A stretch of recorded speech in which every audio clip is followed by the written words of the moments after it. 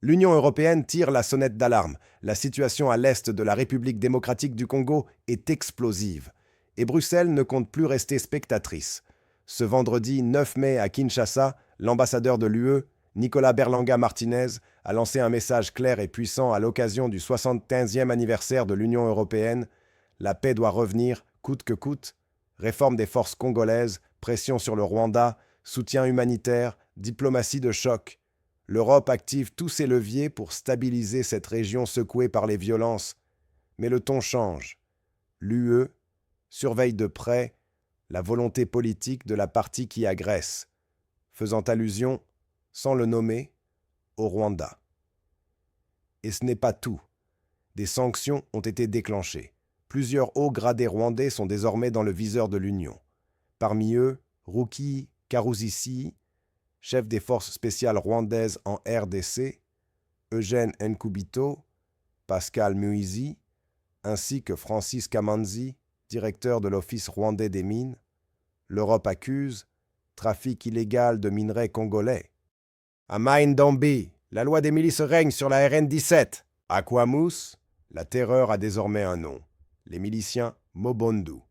Sur la route nationale 17, au village Kinseli, ils imposent une taxe sauvage à chaque passage, 2 sacs de manioc ou de maïs plus 50 000 francs congolais. Une véritable extorsion à ciel ouvert, à seulement quelques mètres d'une barrière officielle de l'État. Le député provincial David Bissaka dénonce une double taxation honteuse. Le gouverneur Lebon Kosokevani admet l'illégalité de la situation, mais promet que les forces de sécurité interviendront pour rétablir l'ordre.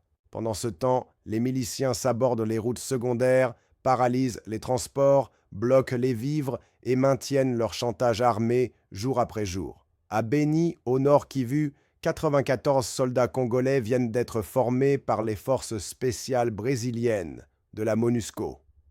Objectif : être prêt à combattre dans les pires conditions. Forêt dense, terrain miné, embuscades ennemies. Technique de camouflage, tir rapproché, orientation sans GPS, survie extrême. Les militaires sont désormais armés de nouvelles compétences de choc. Le général-major Bruno Mandévu, patron des opérations Sokola 1, salue cette collaboration de feu avec l'ONU. La guerre ne se gagne pas seulement par les armes, mais aussi par la stratégie et la préparation. Et ça, les FARDC l'ont bien compris. L'indicible se produit à Mahagi. 18 enfants âgés de 2 à 12 ans ont été enlevés, arrachés à leur famille dans les localités de Nyarambe et Kolokoto. Leur destination ? L'Ouganda, où ils ont été retrouvés par miracle à Nebi, grâce à la vigilance de la police ougandaise. 3 femmes, soupçonnées d'être au cœur d'un réseau de trafic d'êtres humains, ont été arrêtées et remises aux autorités congolaises. Aujourd'hui, les enfants sont en sécurité dans des familles d'accueil, mais l'émotion est à son comble. La société civile de Mahagi réclame des mesures drastiques pour sécuriser les frontières et appelle les familles à une vigilance maximale. En conclusion, entre manipulation géopolitique, violences armées, trafic d'enfants et pillage des ressources, la RDC est au centre d'un choc titanesque entre intérêts locaux, régionaux et internationaux.